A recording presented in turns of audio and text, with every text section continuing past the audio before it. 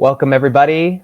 Thank you so much for joining us for this screening of What About Our Future, a really beautiful film that we will be watching together today. It was directed by Claudio Cruz, Jamie Lee Giannopoulos, and was produced by Jen Murinets. This film came to Story Money Impact, and asked for support in how do we use this film to actually make a change. Now that we've made this film, who does it have to go? And we've been really pleased to be able to, hold more than 15 screenings of this film, of which the audiences were more than half were under 19 years old. Because what we wanted to do is we wanted to bring the idea of activism and organizing to meet young people where they are and educate and empower them to build their place in movements that are important to them. And so we use this film as this tool to connect youth to really empower them to self-direct their learning about what activism is, what it looks like, how it fits in their life, develop their skill sets, ladder up their civic engagement, and just generally support the rise of a more civically engaged generation. And it was in the course of that work that we were able to meet YesBC, and we've been so pleased to be working with them to bring this screening to you. Every high school screening that we do, we engage all of the youth in a survey afterwards just to see how the film has landed. And I'm so pleased to report to you that 93% of them said that their understanding of what activism was and looked like has increased. And then 72% of them increased their willingness to engage in climate action. So for those of you who are watching the film for the first time, I think you'll see why. It really is such a beautiful, empowering film, especially for a young person who may be dealing with climate anxiety and feeling, as many of us do, I'm sure, a sense of helplessness about how can I contribute. And afterwards, we're going to have a wonderful panel, and we're going to talk about how do we empower and encourage young people to engage in climate action. If we are of an elder generation, how do we support that? How do we bridge the gap between those generations? And I hope that you will take part in that conversation as much as the panelists will. This is a discussion in which everything from everyone is welcome. And without any further ado, I'm going to pull the curtains back on the silver screen and we'll watch this beautiful film together. Thank you.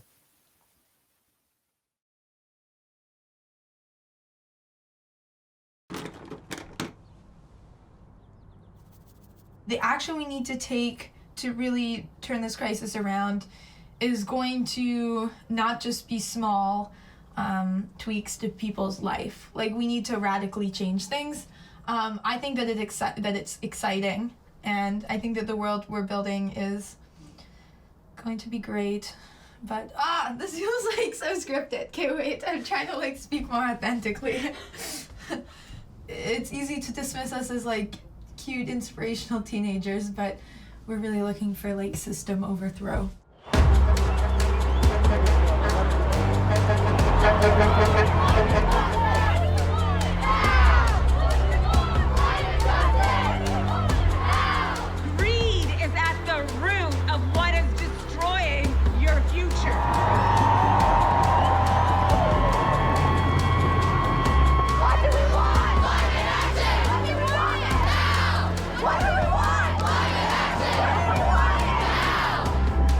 Just a year ago today, we had our first ever climate strike in Vancouver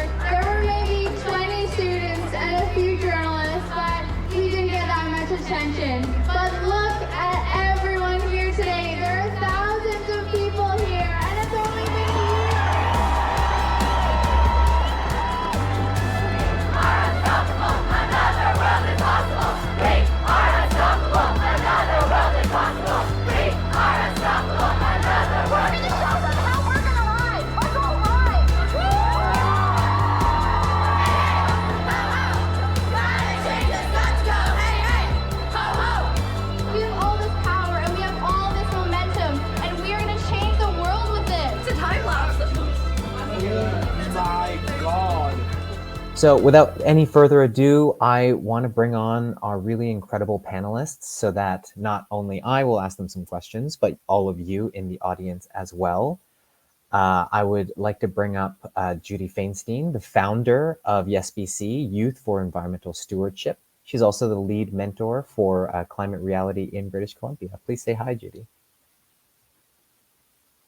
Thank you very much for helping us bring this event forward, and so wonderful to see we've got a good number of participants. Yeah, definitely. I'd also like to bring up the Youth Engagement Coordinator for Climate Reality Canada, Michelina Netos. Please come up, Michelina. Welcome, Michelina. Please say hi. Finally, but of course not least, the former lead organizer for the Sustainabiliteens and one of the protagonists of the film that we just watched. Please give a warm welcome to Rebecca Hamilton. Hi, can you hear me? Yes, we can hear you great. Okay, great. Sorry about that. No worries at all. That's just the world we live in now. The first question I want to start with, just to, as the audience builds up their courage to ask their own questions, is what are the forms of climate action in your life, in your respective lives? And that can go to Rebecca first or to Judy, whoever's more comfortable.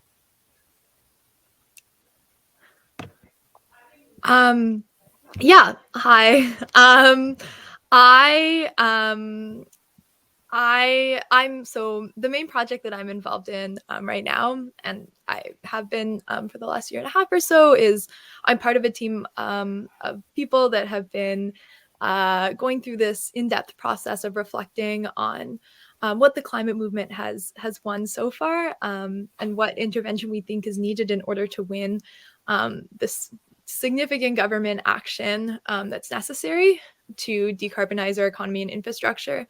And designing a new organization to implement that intervention. So I've basically been in this long reflection and planning process for a really long time. I'm also involved in I now live in so-called Montreal on unceded territory of Yanagahaga Nation, and I'm involved in a couple of I'm like connected to some campus organizing here also in different communities. And I think that the community that I have in general is also a really big part of what I consider my organizing. The conversations that I have with like loved ones and community members about climate action and about political action in general is, to me, like the center of what organizing means, and what organizing we all have. I also do some youth education, which is really meaningful to me. Yeah. That's really amazing just to see how many forms of it permeate your life. And I think we will return to that question, what organizing means to you and what organizing is. I think that's a really important one to return to.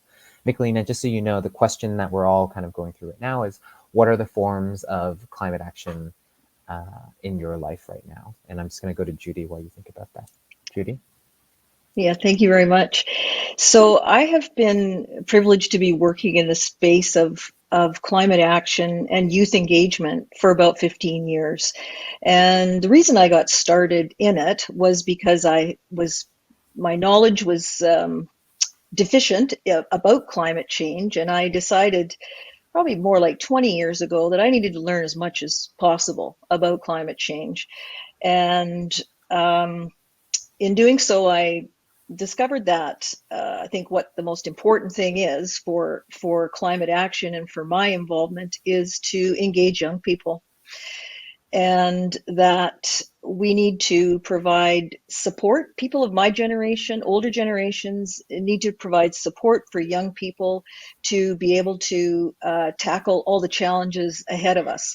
And I saw someone mention that we just can't foist this problem onto younger generations to solve. I do believe that we will be led to a sustainable future by young people, whom I consider to be leaders now, not leaders of the future. But I believe it's incumbent upon my generation, older generations, to support this work, find out what kind of support is needed and find ways to do so. Thanks very much, Judy. And, I very much appreciate the efforts to hold space for the young voices here on this chat too. So let's go to Michelina, and fingers crossed that your mic works. Test? Can everybody? The test is good. Okay, perfect. Apologies about that technological issue there. So yeah, I guess my climate journey kind of started in university, and I did a minor of sustainability. And the more I learned, the more I realized how much is wrong and how much we need to change to go towards like a right direction and a more sustainable future for everyone. Which led to my master's. And again, the more I learned, the more I wanted to do something. And I actually did my master's during the pandemic. And the summer before my master's, we were stuck inside and there was not much to do. And I really wanted to make change. So I started a cleanup initiative, actually. And I dragged all my friends outside because it was safe outside. And we picked up trash along the Welland Canal. If you're from Niagara Falls, you probably have heard of it, and that led me to also helping organize the climate protests that we did in 2021. It was a bit small because of the pandemic, but we had a good turnout. And I honestly think that climate action is just people making connections and community towards a more sustainable future for everyone. I think community is so essential in bringing us together. Like Rebecca said in the film, we have to come at this with a place of love, because fear is not enough. We protect what we love, right? So that's definitely the way to move forward. Wow, thank you for all of these really wonderful answers. And thank you to everyone who's sharing resources and organizations in the chat. I see that they're landing quite well. I'm just trying to check and see if there's a question that was shared. And while Brianna finds those and messages those to me, I have another question here. Just picking up on some stuff from the film, I want to ask a question about engaging with politics, because in the film you do see Harrison and another youth activist engaging with someone who's in a position of power, and I think there are a lot of reactions from the chat about how that went down, and I don't think those are uncommon interactions between those who are advocating for the environment. And I just want to ask about, for all three of you who are in, whose daily lives are engaged in climate action, how do you engage with politics? Do you at all? What are your thoughts on it? And I think we can go to Michelina first, actually. Yeah, sounds great. So I think building relationships with politicians is essential to moving the climate movement forward. So I think it's so important to go to your city council meetings because municipal action is a lot more tangible than provincial and federal. And I think climate action can really start in municipalities first and branch out, because they're kind of test subjects for larger provincial movements or federal movements. And I actually spoke at a city council meeting in Niagara to consolidate the transit system, and it actually passed. So this is like just saying your voice can really make a difference, and going to city council meetings and learning about what's being done within your community that affects you is so important. Yeah, that's what I'd have to say. Just go to your city council meetings and make your voice heard, and vote. Don't forget to vote. Totally. And if I may just kind of add a little addendum to that, for those in your life who you may be trying to get engaged in climate action and they're just not ready to like fully dive in yet, even just subscribing to your local councilor's newsletter and engaging with that content, understanding who your representatives are, that's a really good first step. But I want to open the question to Judy and Rebecca if you have answers. Otherwise, we have plenty of questions rolling in. Sure, I'll jump in, and I'd like to advance the idea that our political leaders need to hear from young people. They need your voices.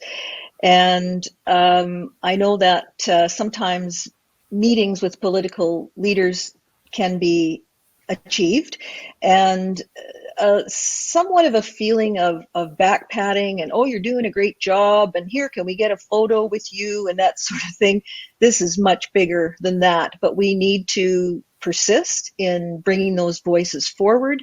And with respect to voting, whether or not you're old enough to vote, you can be involved in the political process. And I really urge young people to get knowledgeable about who are the candidates. We've got local elections, municipal elections coming up in BC and Ontario, I believe. And this is the time to find out. Take a look at the profile of these people that are running, and you can learn a lot about who will be elected. And even if you're not old enough to vote, you can attend all candidates' meetings. You can get your questions forward. And I think that any politician that doesn't take the voices of young people seriously does it at their own peril. Thank you, Judy. Rebecca? Yeah, I think, really echoing what both of you said. I just building off of what Judy said, I think that especially political campaigns can be a really great way to get involved in taking action. Often it can be hard to know how to actually put your energy into a campaign that feels effective, or to like know what tasks to do. And political campaigns have very clear like onboarding processes and really clear volunteer tasks. So if there's an election going on near you, research, like look into the candidates that align with your politics, and then look on their website and like sign up to volunteer. And that is just a really effective way to take action, and to also like get to know other people in your community who have similar politics to you, who care about the same things. And yeah, I think similarly, and then also what Michelina said, particularly around local politics is, local politics can be a really effective way to like have a fairly direct impact. This is, Sustainabiliteens did this a fair amount and still does. We were involved in campaigning around the Vancouver climate emergency motion, and municipalities are actually responsible for around 50% of emissions in this country. Like 50% of greenhouse gas emissions are under the jurisdiction of municipal government, so you can make a fair amount of change there. And overall, I think it's important to remember that politicians are employed by us, and they exist in theory, to serve our interests. And too often that's not the case. And I think that the actions that our government takes right now is largely dictated by corporate interests and corporate lobbying. But government, that's not how it should work in a democracy. And so, contacting your politicians is always good. Sending emails when there's various calls to action. And also remembering that politics follows the currents that social movements carve in society. And that our role is also to build the people power to ensure that politicians don't have a choice, but to make the changes that we need. Powerfully spoken. Thank you so much. There's a question here that we should go to, which is that, post-pandemic, or in this portion of the pandemic, it seems that climate striking doesn't seem to be getting as much media attention as it used to. How will the youth movement keep moving to get more intergenerational engagement? Does anyone have thoughts on that question? Does anyone else want to go first, or I can respond? Which is that, I think that that's the case, and I think that that's okay. I think that the climate striking was a useful tactic at the moment that it existed. I think it existed in a world that no longer exists, in the sense of it has been many years and a lot has changed.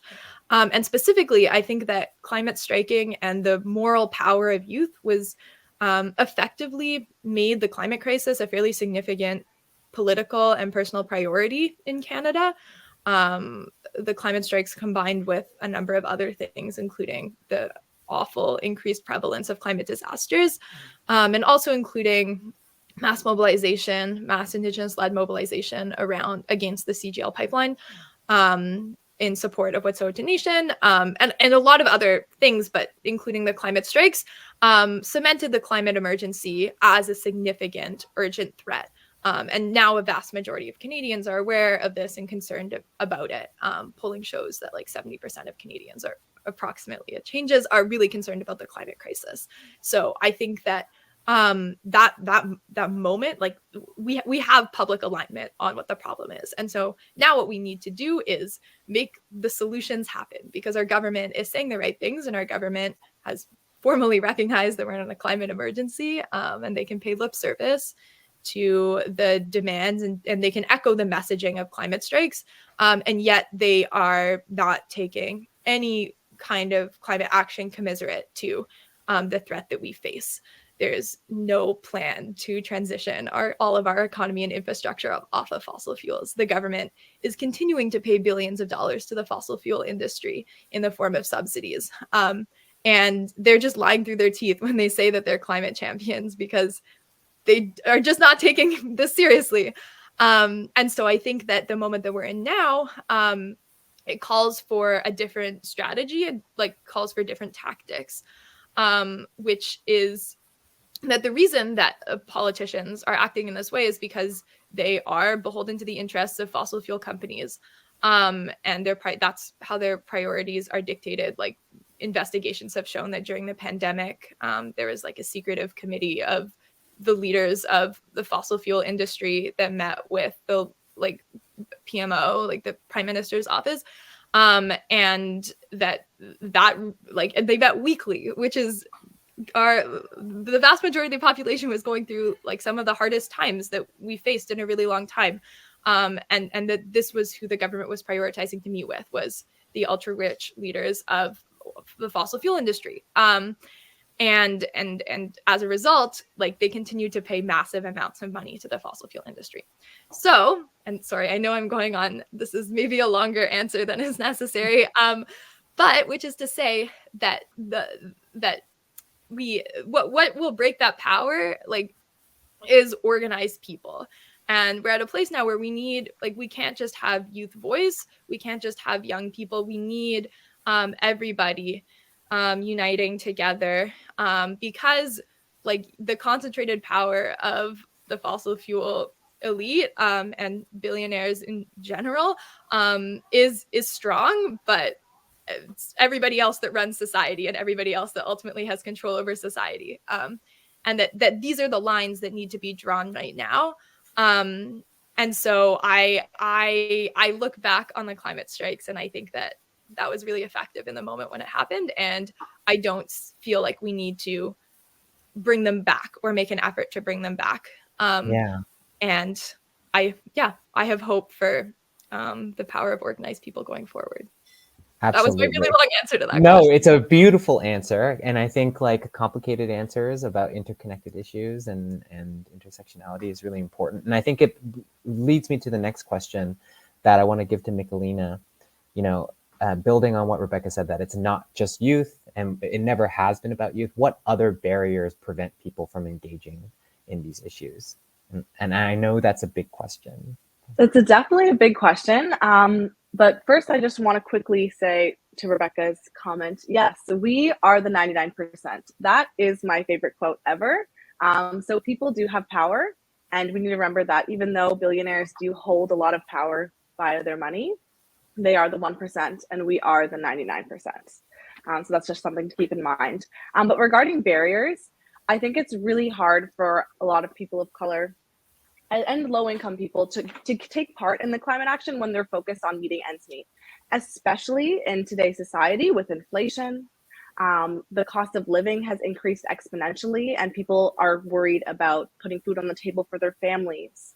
Some are working multiple jobs. So it's hard for them to participate in a climate movement when they're focused on surviving. And I think that's what a lot of people tend to forget. So I think it's so important to make sure to uplift those people and support them and build community, because we can support one another and organize to, you know, push our municipalities, push our governments, push large corporations in the right direction. And environmental racism especially is such an issue that people are facing. It causes disease and illness to those that are most vulnerable.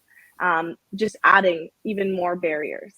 So For those of us for those who are in the audience who may be new to the term environmental racism, can you kind of just dive into that for a moment? yeah, so environmental racism essentially is environmental aspects that affect minorities more than primarily white people specifically. So, like, I did my research on environmental racism, and I did a spatial analysis of mapping environmental hazards, specifically particulate pollution and landfills and industrial chimneys, and then environmental benefits, parks and recreation to minority communities in Southern Ontario. And what we found is that in minority communities, there are less parks and they're smaller. They're more at risk to particulate pollution, and they had privately owned landfills close to their communities.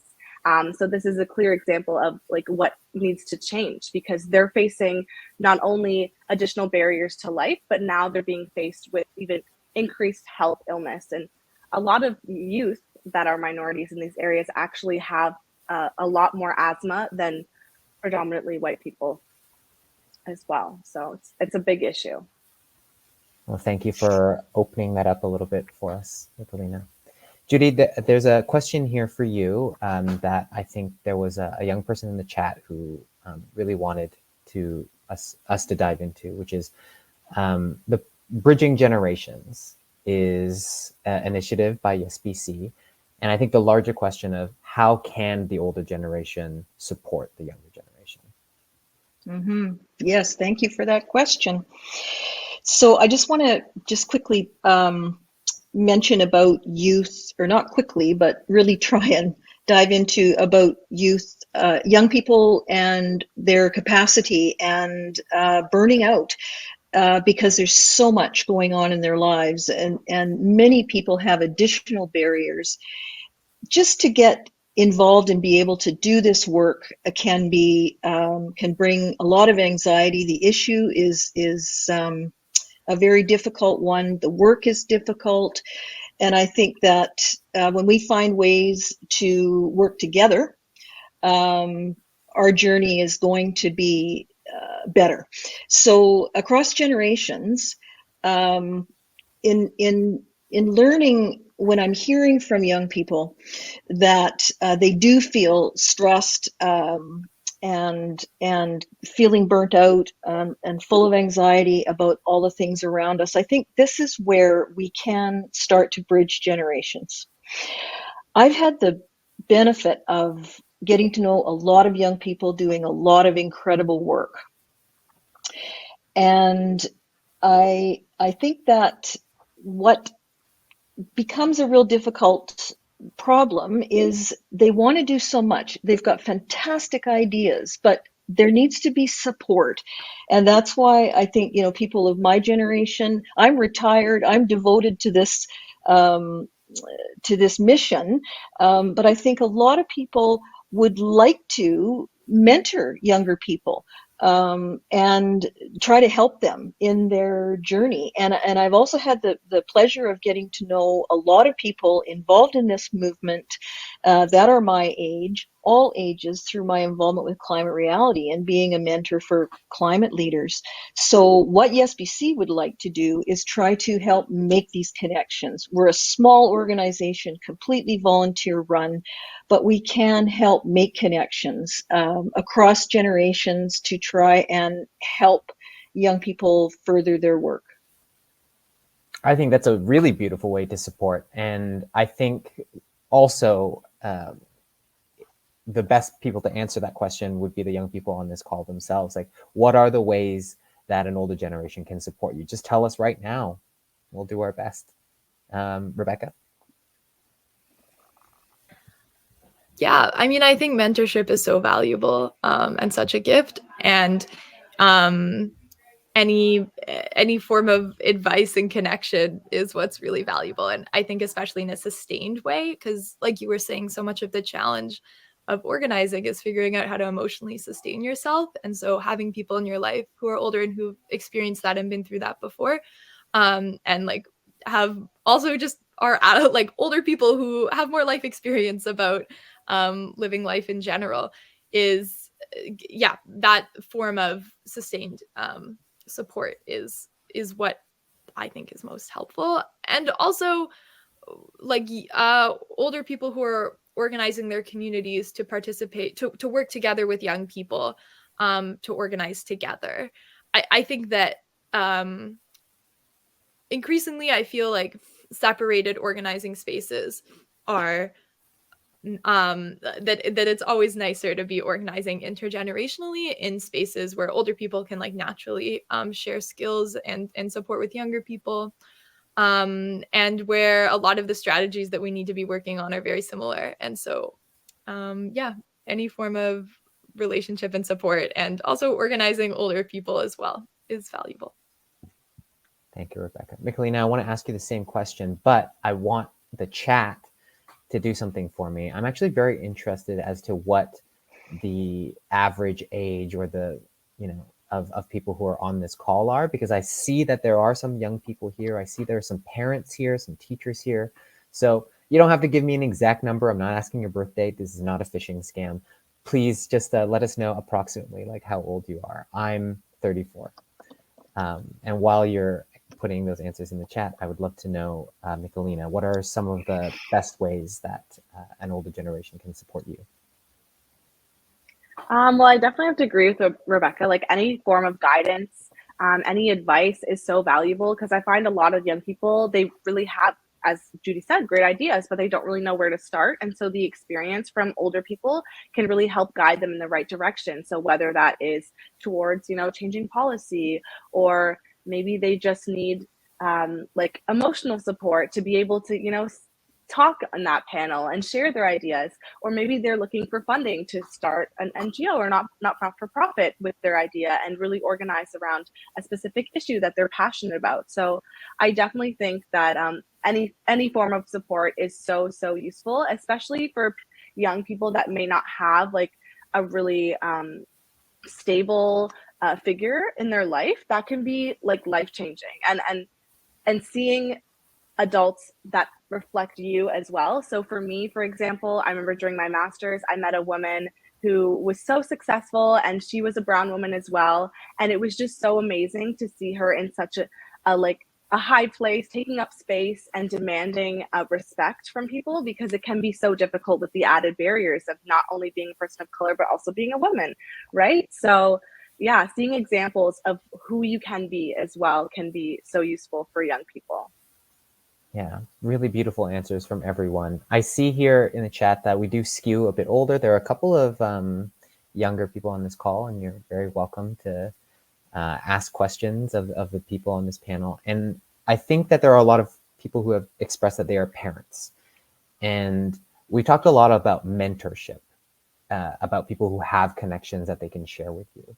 And I really don't want to undervalue on this call how important the support and care of your family or loved ones are. So what are ways that your parents can have supported you in engaging in these issues the way that you have chosen to?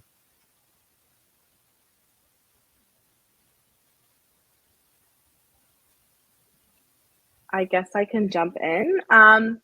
So my mom definitely pushed me towards like taking my master's, which definitely helped in my education and learning more about the impacts that I can help change. But she is a single mother of 5, so she's pretty busy.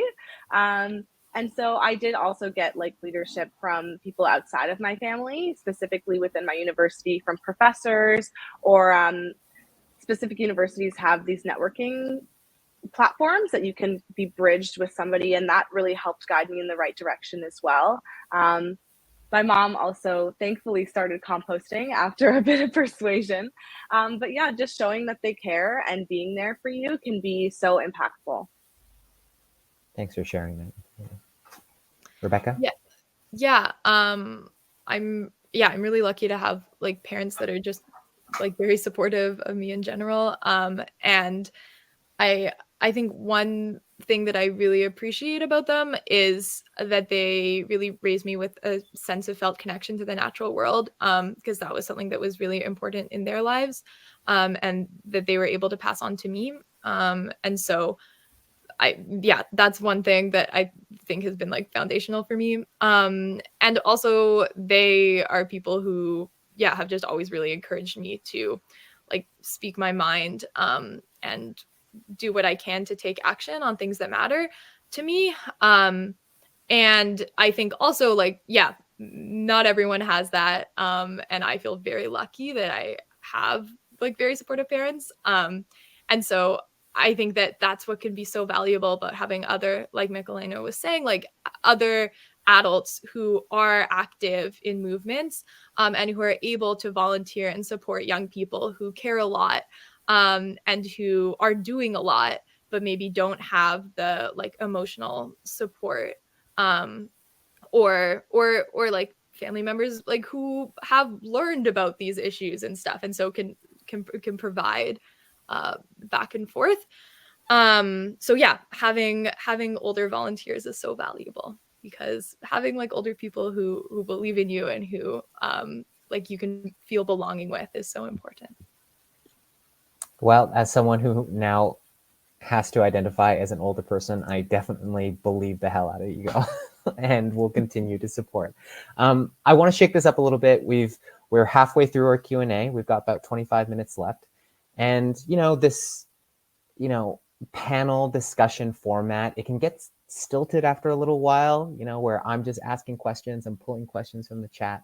So do any of you have questions for our audience? Is there anything you want to hear from them? So I'd like to know what organizations that you have found that have been welcoming, that are doing great work.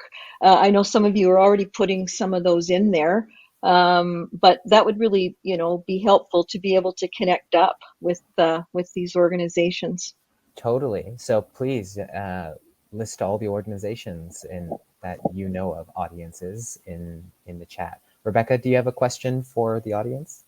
Yeah, I think similarly to that, I'm curious if there's, if you're someone who has maybe wanted to get involved in organizing, but hasn't found a way to, I'm curious if there's specific things that you feel like are holding you back.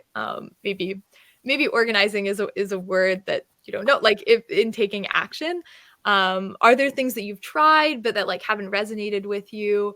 Or do you feel like there's like, perception barriers to getting involved in a movement? If you don't have an organization that you like to send, like what do you feel like has stopped you from taking action? That's a great question too. So let's hold both of those. And then Michelena, do you have one?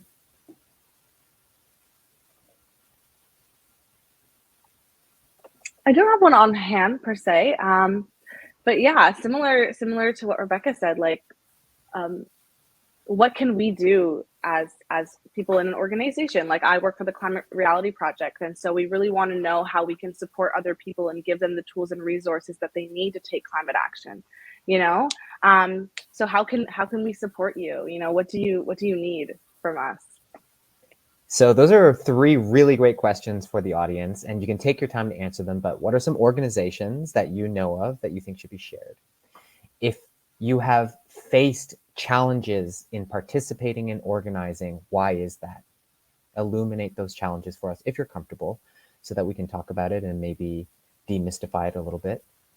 And from Michelena, of the people that are on this call, and not just on the panel, we have some really brilliant organizers in the chat, it looks like too. What are the things that, the people on this call could be doing or should be doing for you? And I think those are all really great questions for you all to think about. And while you're thinking about them and answering in the chat, I would love to see people's answers. Are there questions that the panel has for each other? Because I would love for you to fall in love with each other. I have a question. Oh, am I unmuted? I have a question for Rebecca. Are you helping to organize the climate strike in Montreal? I believe so, but I just wanted to ask. I'm not really, no. Okay. But there's really awesome people who are doing great work around it. And actually, a quick, if attendees aren't aware, the next Global Climate Strike Day of Action is September 23rd. There's actions happening in a lot of different places. I know in Vancouver, Sustainabiliteens is organizing a block party event to build community and build education and build organization around climate action. So you should check out Sustainabiliteens Instagram for more information about that. There's also a big action happening in Toronto. And yeah, there's a really big action, and I think in a lot of other places as well, but there's a big action happening in Montreal. And something that's really exciting about the action happening in Montreal is that there's a group that's been organizing teachers' unions to vote to go on strike. So in most places, like climate strikes are not really climate strikes. They're like climate mobilizations where a lot of individuals are making the choice to participate in taking action. But what's powerful about a strike is that it's a form of organized action instead of mobilized action. And the distinction there is that mobilization is when individuals, like I said, choose to take part in something versus an organized action. When you're operating from a place of organization is when a group of people collectively choose to exert their collective power to engage in taking action. And so there actually is going to be a climate strike this time around in Montreal, where a lot of teachers are, the unions are voting to go on strike. And that's really exciting. So that's cool. And it'll be exciting to see what happens after that as well. And then similarly, what's unique about Montreal is that student unions vote to go on strike. So it's not just individual students that go on strike, but student unions do. And then they can say like this X number of students have formally voted to support these demands and to support this action, which has a lot of power behind it. So yeah, it'll be exciting to see how it goes. Yeah, we love unions, we love collective action, we love a real climate strike. There's a question here that is both an answer to Rebecca's question and also a question in and of itself, which is, I find I'm constantly thwarted by other adults that lack climate consciousness. How do we educate more of the public? And I think that question can be taken by anyone. Judy? How can we educate? Sorry, can you say that again? How can we educate more of the public? The motivation behind this question is that this person is constantly thwarted by other adults that lack climate consciousness. Mm-hmm. I think it's important that we encourage everyone to talk to our friends, our colleagues, our neighbors about the kind of work that we do, and look for commonality in their passions and their pursuits, and thereby learn from each other. And I want to point out that mentoring, by the way, is not an age thing, whereas you have to have an older mentor and a younger mentee. In fact, I've self-selected and helped myself to mentoring from much younger people than me, and I've had the benefit of working with young people and learning so much from them. So I don't know if that really gets to the heart of the question, but what YesBC would like to do is try and match up mentoring opportunities and help young people get their voices heard by the larger community, which of course includes people who are resistant, shall we say. Absolutely. And I know that my role here is as moderator, but I feel like I have to jump in on this one because it matters to me a great deal personally, as someone who used to be quite angry with people, is that you have to be soft. I chose to be soft on people, hard on issues, because you're never going to bring someone, on over even one iota to where they need to be if you're hard on people. You do need to reach out with kindness, and sometimes that can be very difficult on issues that affect your safety and the safety of your loved ones, but that is the only way to have those conversations in a productive way. And it's very possible that that's not your job to have that conversation in a productive way, but that is the most productive way to have that conversation. I want to give Michelina and Rebecca a chance to respond to that if they want. But there are lots of questions in the chat. Yeah. So I actually recently read a book called Saving Us by Catherine Hayhoe. And in the book, she talks about exactly what Judy was saying and yourself, coming from a place of empathy and bridging the conversation around commonalities first before even bringing up the climate crisis. Because if they're resistant to believing that it exists, or they just think it's a far off issue, or they just think they don't have time for it, hypothetically, they will resonate more with it if you mention something that they care about, right? So say, for example, they're a snowboarder and they are really passionate about snowboarding. You can mention, oh, have you noticed that it's been snowing less and the weather has been, a bit warmer? Do you think it's going to affect snowboarding? And then that'll kind of prompt them to think about it in a way that it matters to them. And people, unfortunately, only care about issues when it kind of affects them directly. And so if they think that it's a really far off issue that's not going to affect them and the things that they love, then they're not really going to want to take action. So yeah, I just wanted to mention that because it's such a useful book on how to bridge the gap between a lot of polarization that has currently come up, especially after the pandemic. Yeah, a beautiful thought and a beautiful sharing of that tool. Yeah, and I think really building off of that, totally, like we need to meet people where they're at. Most people don't want to be thinking about like existential threat. It's like not an exciting proposition for most people to like dive into that conversation. And so I think also a really important part of meeting people where they're at is talking about how solutions, the climate solutions that we need in order to decarbonize our economy and in order to get our whole get all of our infrastructure off of fossil fuels, are also solutions that will really materially improve most people's lives. So for example, things like we need dramatic expansion of public transportation. We need transportation that would make people's lives hopefully more affordable, because we need affordable public transportation that would make getting from different places faster and easier.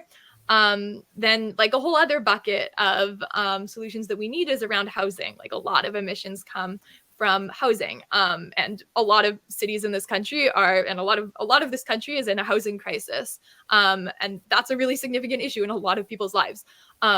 And when we think about how are we dramatically transforming our housing stock to not be the significant source of emissions that it is, like these are not disconnected concepts. And so for example, we need to put in like heat pumps into every person's home, which would reduce home energy costs. And we need to dramatically build out affordable and climate safe housing. And so yeah, and then like in order to do all of this work, we need to put a lot of people to work. And so a really big part of climate action is creating hundreds of thousands of dignified, well-paid, and like climate safe jobs. And so, yeah, connecting the solutions to people's lives is a really good place to meet people. Because in the end, in order to take action, we need people to support the solutions. We don't even need people to like fully descend into the existential abyss of climate fear. In order to build political power for solutions, we need people to support the solutions. So I think that's a great way to meet people where they're at. Thank you.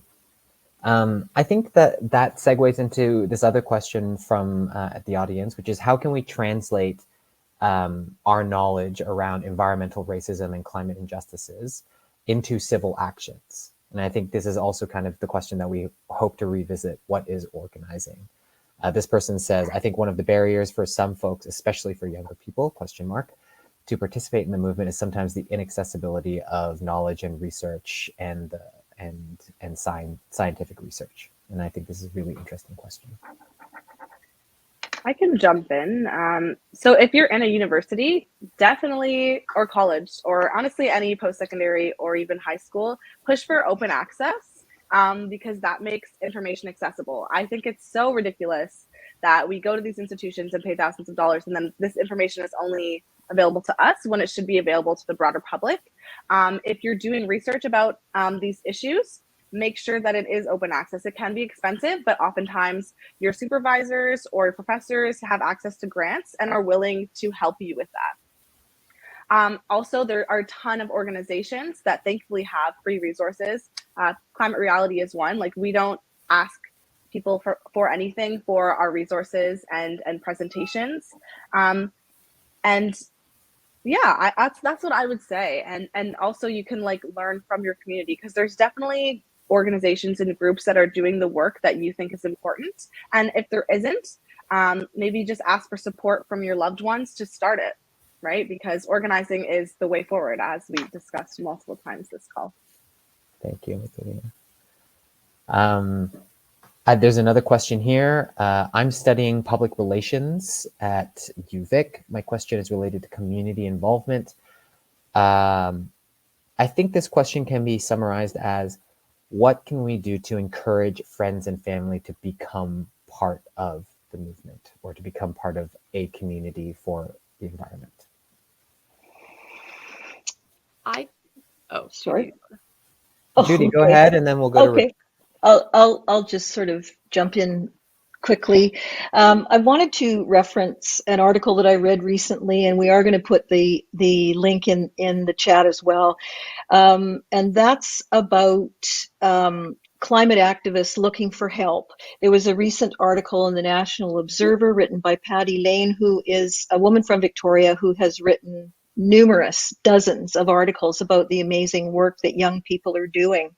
And in this particular one, which we'll give you to the link to, one of the questions was, what would you say to older readers? And they respond, we need you. We don't have time to be without your wisdom and experience. But since we have the most to lose, young, racialized, and Indigenous people must lead. Many have already built resilience into their ways of being and working, and we have much to learn from them. Our dreams must inform the future. Thank you so much for sharing that, Judy. We'll definitely drop that link in the chat as well. Rebecca?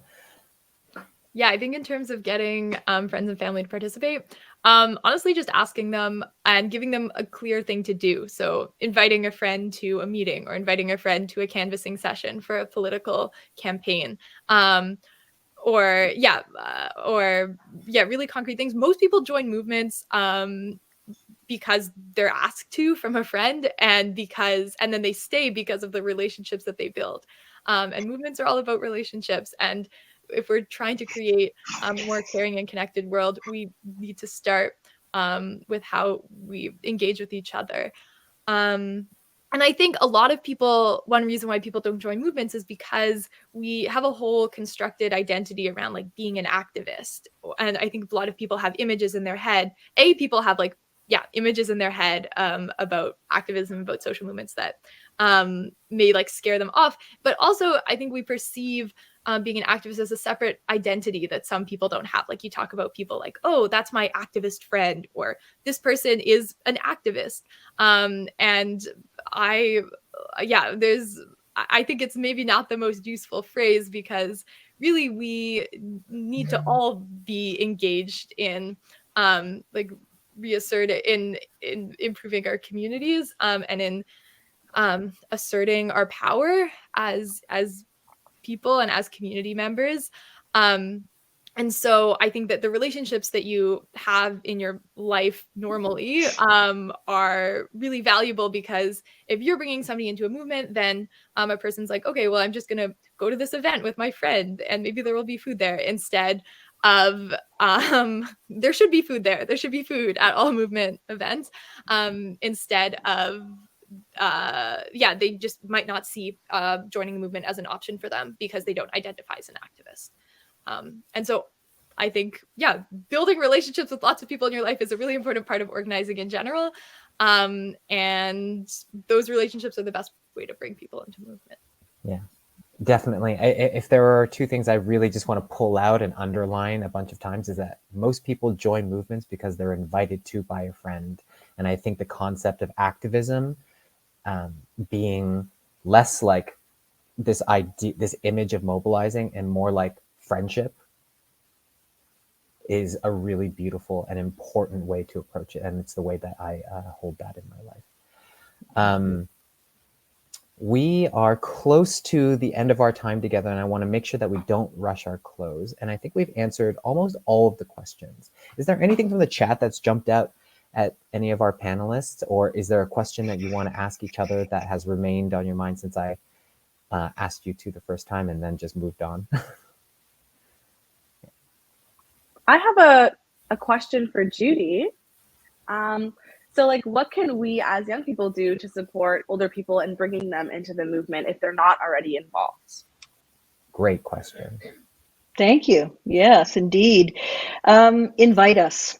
I would have, like I was thinking when Rebecca was talking earlier, I would love to know how people that YesBC is associated with, how we can support the work that you're doing now, your ongoing work. So what we would like to hear at YesBC is about what kind of things that you can offer, what kind of support you can offer, and what kind of support that you need.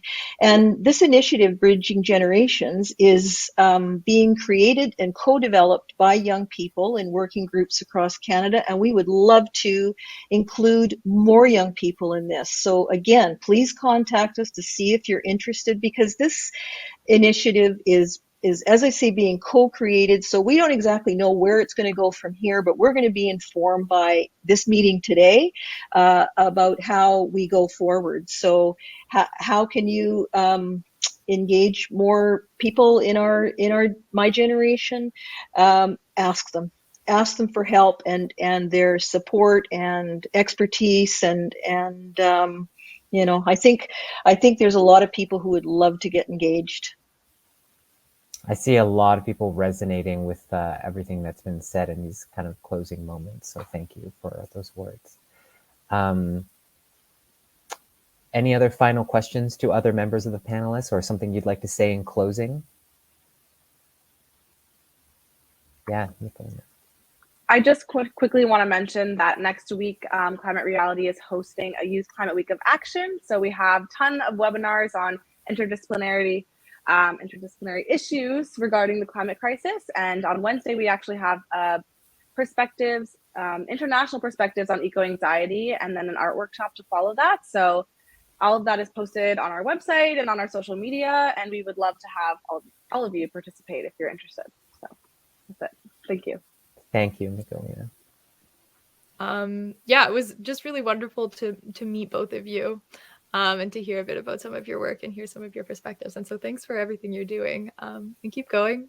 And yeah, thanks to everyone who attended. And I hope that you find meaningful ways to take action and to feel connected to your communities in general. Yeah. Thank you, Rebecca. And so another person I wanted to mention that's a colleague of mine through Climate Reality, her name is Jill McIntyre-Witt, and we will also put a link to the work that she's doing, because she's doing some great work in the field of climate activism and how we can move from anxiety to action. So there'll be a link in there. And a quote from Jill that I love that she's put into her climate manual is, we need everyone everywhere doing everything all the time as quickly as possible. This is a global movement and effort, and all of us working together, and that's what we would like to facilitate. So thank you, Anthony and Michelena and Rebecca. And also I'd like to thank Victoria Serta, who is a colleague of mine in Climate Reality, who's helped us put this program together, and Mackenzie Kerr, who is our social media consultant. Thank you so much. Yeah, thanks. Thank you so much, everybody. We will be sending out a follow-up email with a link to the film in case you want to watch it again, or for the people who weren't able to attend tonight. And we're going to send a recording of this event for you to show to your colleagues if you found it useful. And if I were to pull out some pieces from this panel tonight that have really resonated with me, it is that invite people to be a part of the movement. Activism can look like friendship. Be specific in what you ask people to do in your call to actions, and that there are people who face barriers in engaging, and it is your responsibility to help lift them up. And we are all in this together, and we have to build communities, and we have to be sustained by those communities and by love. And the other options are not going to take you as far as you need to go.